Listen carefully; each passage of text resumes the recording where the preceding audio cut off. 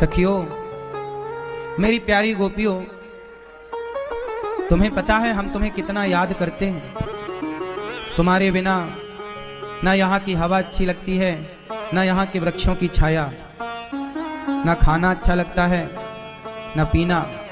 बस तुम्हारे प्रेम को ही हम याद करते रहते हैं। चूंकि आ नहीं सकते, जरासंध का आतंक है। भगवान श्री कृष्ण क्यों नहीं गए वृंदावन जानते हो? कहकर आए थे 2 दिन में आ जाऊंगा, पर गए नहीं। क्यों? क्योंकि जरासंध नाम का जो कंस का ससुर है, वह भगवान को मारना चाहता है। यदि उसे पता चल जाता कि गोपियां कृष्ण से बहुत प्रेम करती हैं, तो वह जरासंध फिर कृष्ण पर हमला नहीं करता, गोपियों को नुकसान पहुंचाता। इसलिए कृष्ण कह रहे हैं गोपियों में आ नहीं सकता, पर मेरा पत्र उद्धव जी के द्वारा मैं भिजवा रहा हूं, स्वीकार करना। गोपियों ने कहा, कन्हैया जाना ही था श्याम सुंदर तो पहले ही बतलाते, घर परिवार को छोड़ के हम कभी यहाँ ना आते। जो मैं ऐसा जानती प्रीत करे दुख होए, नगर डिंडोरा पीटती प्रीत न करियो कोई। हे गोविंद, हमें पता होता कि तुम हमें बीच में छोड़ दोगे तो हम तुमसे प्रेम क्यों करती, लेकिन अब तुम नहीं आओगे तो क्या करें कन्हैया? तुम्हारे बिना, तुम्हारे प्रेम के बिना हम जी भी तो नहीं सकते। अच्छा एक काम करती हैं, अब हम मर जाती हैं।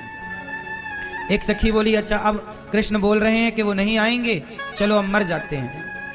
तब उद्धव जी ने कहा, नहीं नहीं, वो अभी नहीं आ रहे हैं, आगे आएंगे। अच्छा आएंगे? वर्ष तक इंतजार करती रही, इंतजार। देखो गोपियां बनना कितना कठिन है। आजकल लोगों को महीना भर इंतजार नहीं होता, साल 2 साल इंतजार नहीं होता, लेकिन गोपियां कृष्ण के इंतजार में 100 वर्षों तक पलकें बिछाए खड़ी रही।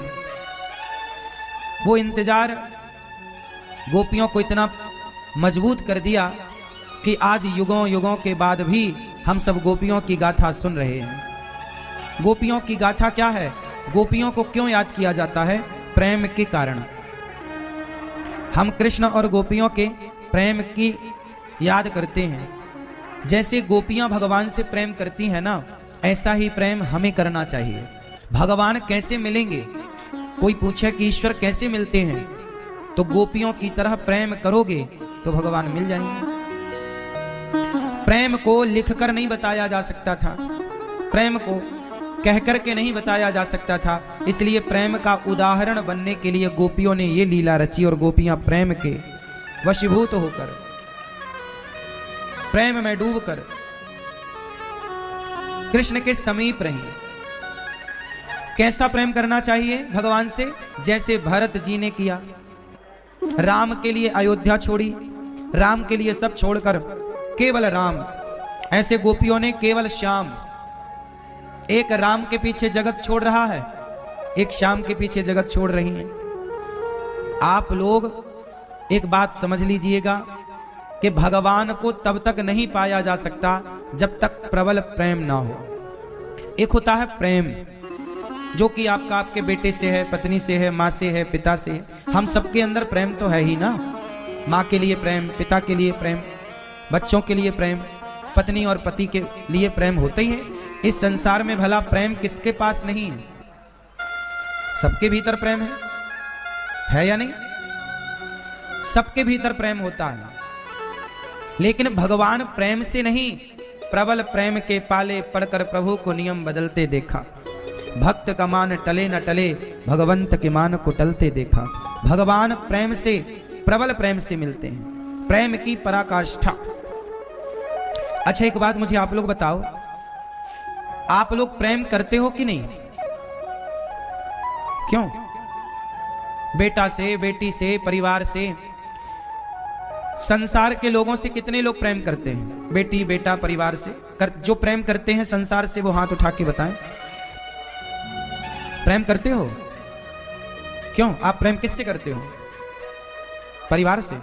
ये बताओ, आप प्रेम करते हो परिवार से, तो आप क्यों प्रेम करते हो? उसके लोग हैं, आप लोग भी ना अपने बेटे से प्रेम करते हो ना, तो फोकट में नहीं करते, स्वार्थ से करते हो।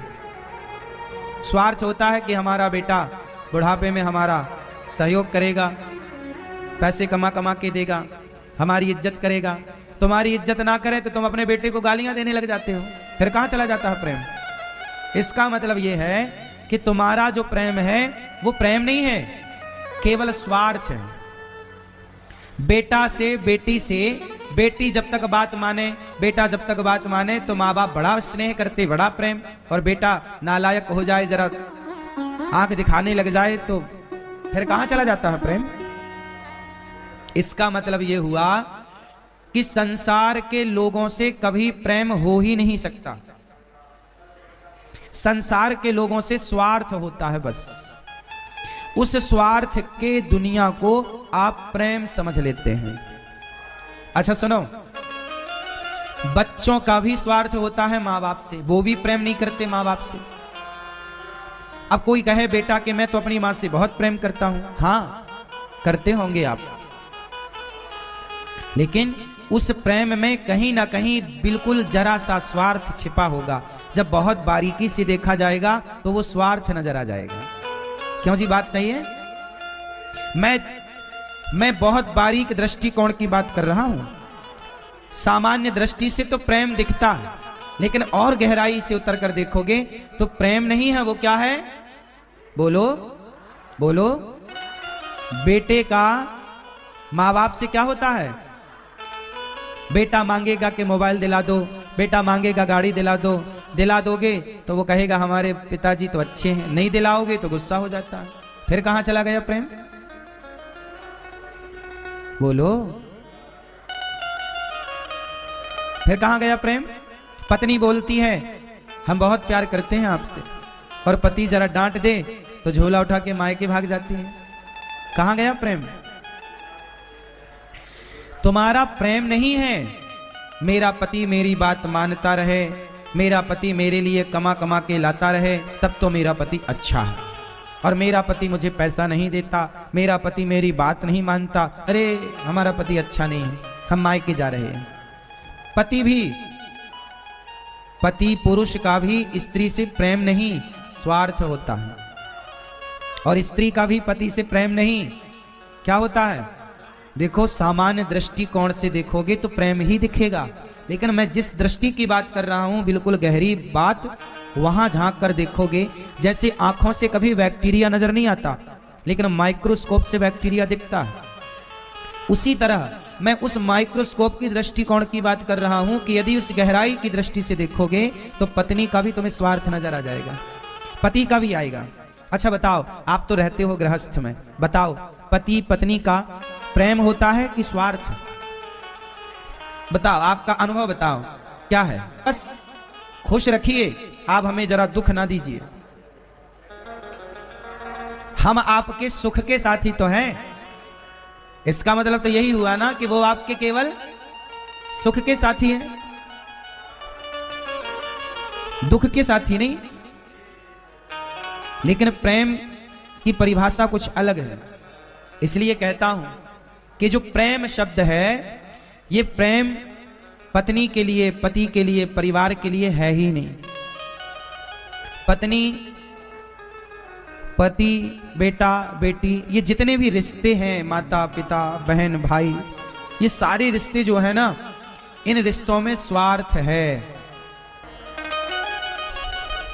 स्त्री जवान होती है, पुरुष का ज्यादा प्रेम उमड़ता है। स्त्री थोड़ा बूढ़ी सी हो जाती है तो प्रेम कम सा हो जाता है। बोलो हाँ कि ना? ऐसे ही है। इसका मतलब ये हुआ, आजकल लड़के लड़कियां शादी करते हैं ना, तो पहले एक दूसरे की फोटो देखते हैं, सुंदर है कि नहीं, इसकी आंख कैसी है, इसके गाल कैसे हैं, इसका शरीर कैसा है।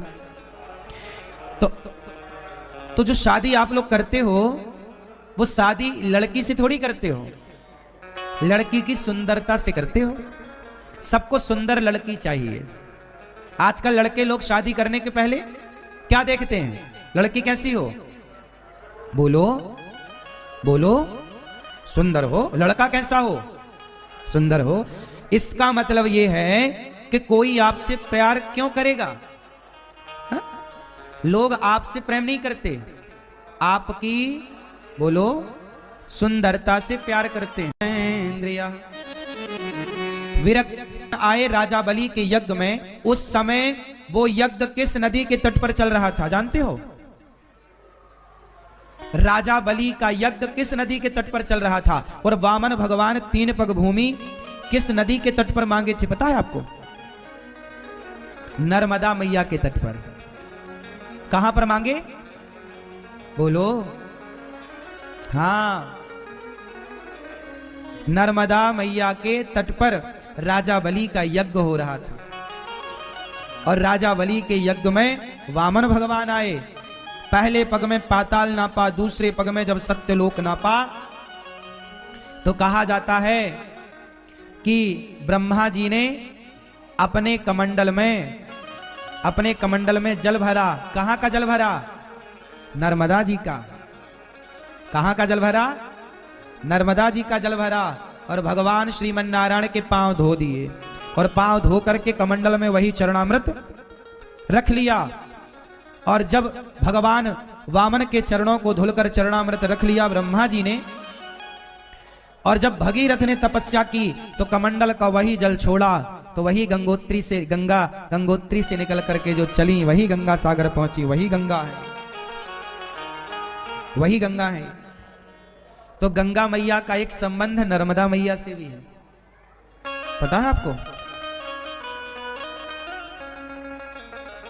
तो ये नर्मदा मैया, गंगा मैया, यमुना मैया, गंगा चा यमुना चैव गोदावरी सरस्वती नर्मदा सिंधु कावेरी, ये हमारी जो नदियां हैं, ये सभी नदियां सभी माँ भगवती हैं। और सभी को प्रणाम करना चाहिए, सभी का सम्मान करना चाहिए। सबकी अलग अलग कथा है, सबकी अलग अलग उत्पत्ति है, सबके अलग अलग उत्पत्ति का कारण है। यमुना मैया, बैकुंठ में एक नदी है विरजा। विरजा मैया ही यमुना बनकर आई। विरजा मैया 2 भागों में डिवाइड हुई। विरजा नदी 2 जगह अवतार लेती है, पता है? एक जगह कृष्ण के लिए वृंदावन से गुजरती हैं और एक जगह राम के लिए अयोध्या जी से गुजरती हैं। तो वृंदावन में इन्हें यमुना जी कहा जाता है और अयोध्या जी में इन्हें सरयू जी कहा जाता है। अयोध्या जी में क्या कहा जाता है? सरयू जी, सरयू नदी, सरयू मैया। तो सबकी बड़ी बड़ी कथाएं हैं। तो आप सब कुछ जानो। यही भारतीय संस्कृति है, यही भारतीय ज्ञान है, हमारी संस्कृति का ज्ञान। तो हमारी यमुना मैया और हमारी गंगा मैया तो भगवान की 4थी पत्नी यमुना मैया, 5वीं पत्नी भगवान की उज्जैन में मित्रविंदा, 6वीं पत्नी भगवान की सत्या, 7वीं पत्नी भगवान की भद्रा, 8वीं पत्नी भगवान की लक्ष्मणा। भौमासुर नाम का एक राक्षस था, उसने 16,100 कन्याओं को बंदी बना दिया। भगवान ने उनके बंधन से कन्याओं को मुक्त किया, भौमासुर को मारा और भौमासुर को मार करके भगवान ने उन कन्याओं को आजाद किया। देवियों अपने अपने घर जाओ। कन्याओं ने कहा प्रभु हम कहां जाएं, हम कैसे जाएं, आपके सिवा हमारा कोई नहीं है। तब भगवान ने उन कन्याओं को कहा कि क्या करें? बोले आप हमसे ब्याह कर लो। तो ब्याह कर लिया भगवान ने। 16,100 कन्याएं थी, सबसे विवाह कर लिया। समाज जिन कन्याओं को सम्मान के साथ जीने नहीं दे रहा था, उन नारियों को भगवान ने समाज में सम्मान के साथ जीने का अधिकार दिलाया। ऐसा भगवान का कार्य, इतने ब्याह हो गए। अच्छा ये बताओ, आप में से किसी को भगवान श्री कृष्ण के इतने सारे विवाह से कोई आपत्ति है? भगवान ने इतने सारे ब्याह क्यों किए? बताओ क्यों किए? क्योंकि मजबूरी थी ना।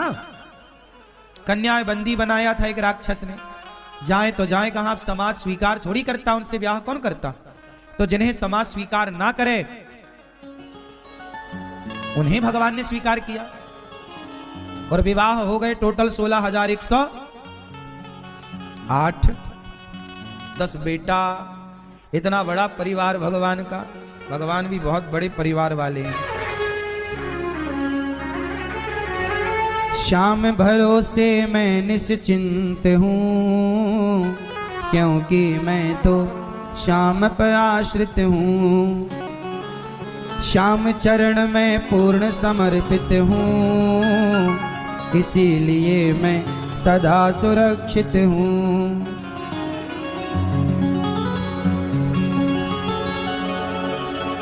भगवान की शरण जब मिल जाए, भगवान का सानिध्य जब मिल जाए, तो फिर घबराना और चिंता करने जैसी बात क्या है।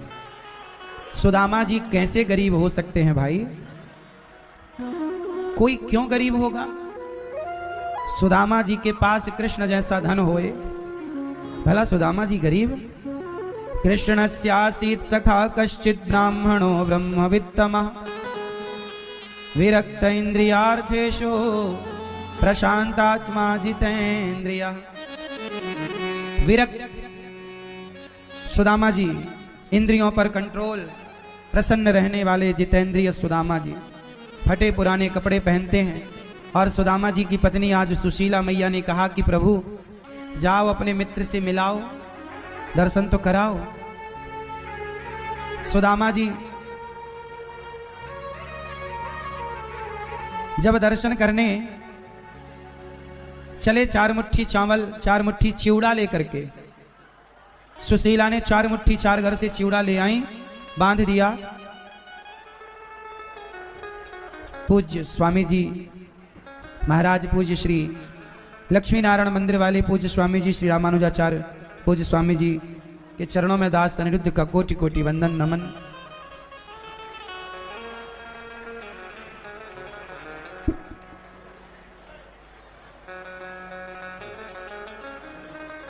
जय हो गणपति बप्पा। बोलिए प्रयागराज महाराज की, बोलिए संत। कहते हो आज संतों को कुछ लोग कहते हैं ना पाखंडी है, बाबा है। जो संत समाज का भला चाहते हैं, समाज के लिए जीते और मरते हैं, उन संतों को लोग पाखंडी कह देते हैं। और जो खुलेआम तुम्हारी बहन बेटियों के भीतर अश्लीलता डाल रहे हैं, जो तुम्हारे आज बताइए भारत के तमाम युवा ऑनलाइन गेम खेलकर, ऑनलाइन जुआ खेल के लाखों लाख रुपए बिगाड़ रहे हैं कि नहीं? ये बात सही है कि गलत है?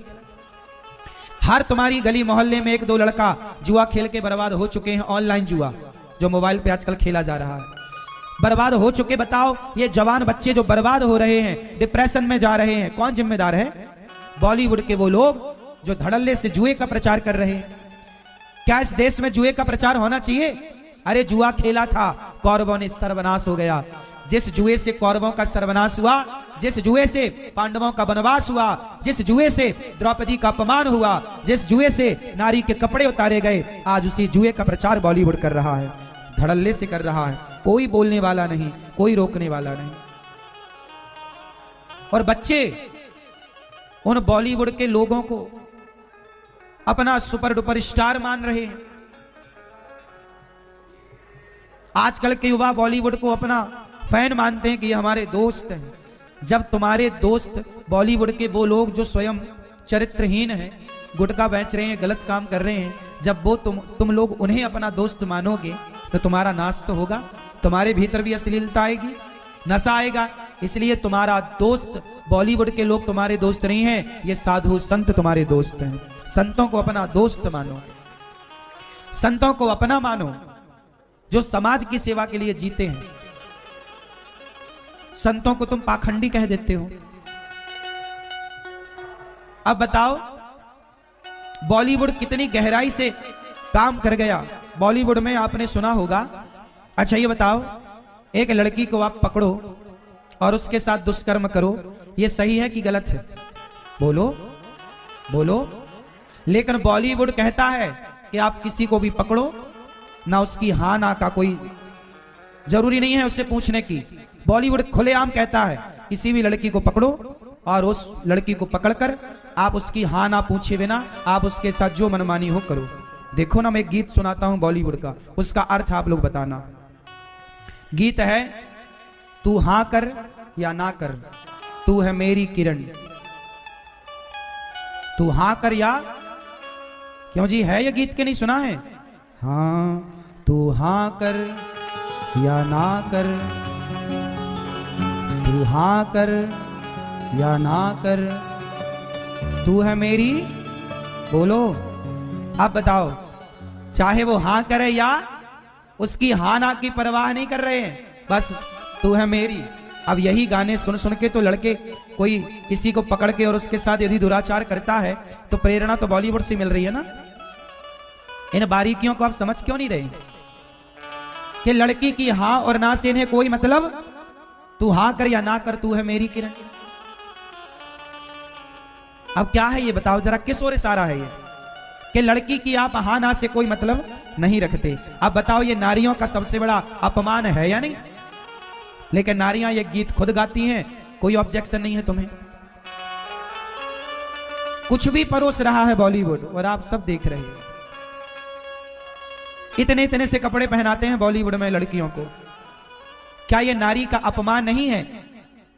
अच्छा बताओ, द्रौपदी के कपड़े ही तो उतारे गए थे तो महाभारत हो गया? कपड़े ने उतारने से महाभारत हुआ?